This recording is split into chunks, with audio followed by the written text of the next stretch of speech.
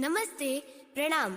क्या आप सबको पता है कि भारत में 14 फरवरी को क्यों मनाया जाता है ब्लैक डे और क्या है पुलवामा अटैक? भारत के वीर जवानों की शहादत। जानिए पुलवामा अटैक की पूरी कहानी। चलिए शुरू करते हैं।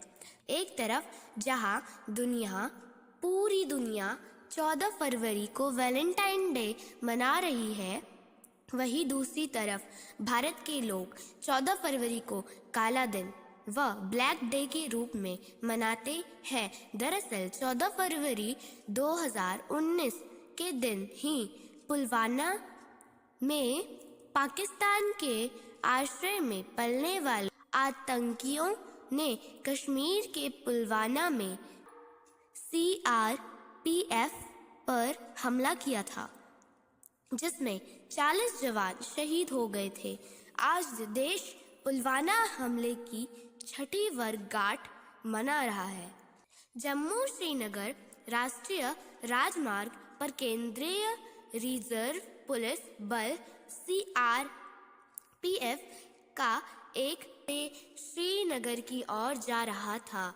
तभी जैसे ही काफिला बंदीपोरा के गोरीपोरा के पास पहुंचा, एक वाहन काफिले में शामिल बसों के बहुत करीब आ गया, जबकि सैनिकों की ओर से ड्राइवर को सुरक्षित दूरी बनाए रखने के लिए बार बार चेतावनी दी गई। बावजूद इसके वो कार एक बस से जा टकराया। इसके बाद एक बड़ा विस्फोट हुआ, जिसमें 40 बहादुर सैनिकों की जान चली गई। इस हमले ने पूरे देश को हिलाकर रख दिया। जाने क्या हुआ था उस दिन? CRPF का एक बड़ा काफिला, जिसमें 60 से अधिक सैन्य वाहन और लगभग 2547 सैनिक शामिल थे, जो अवंतीपोरा के गोरीपोरा इलाके से गुजर रहे थे। तभी विस्फोटकों से भरे कार ने टक्कर मार दी।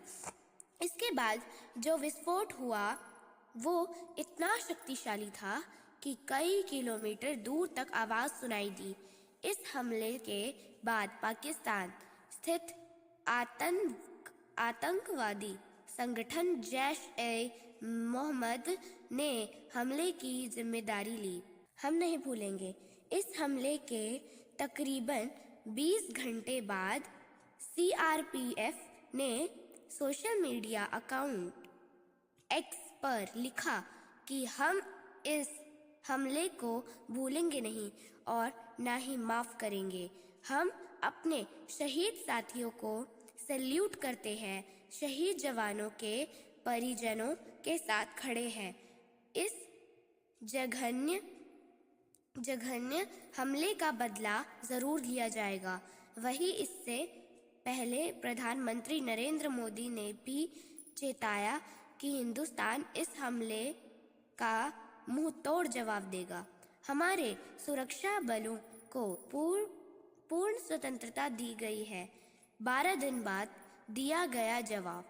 पुलवामा हमले के ठीक 12 दिन बाद भारत ने 25 फरवरी की देर रात पाकिस्तान आतंकियों को दिया जवाब। भारत ने पाकिस्तान के खैबर पख्तूनख्वा प्रांत के बालाकोट में जैश-ए-मोहम्मद के ठिकानों पर एयर स्ट्राइक कर दिया। भारत ने यह हमला मिराज 2000 लड़ाकू विमान से किया था और ये 12 की संख्या में गए थे। बता दें कि इससे पहले 1947 के युद्ध में भारतीय सेना पाकिस्तानी सीमा में घुसी थी। हालांकि इस बात का कभी खुलासा नहीं हुआ, लेकिन कई रिपोर्ट्स ये बताते हैं कि भारत के हमले में लगभग 300 पाकिस्तानी आतंकवादी मारे गए थे।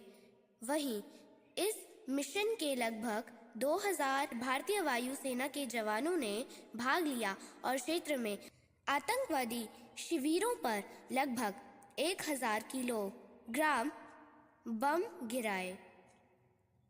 हमले के दौरान पकड़े गए विंग कमांडर।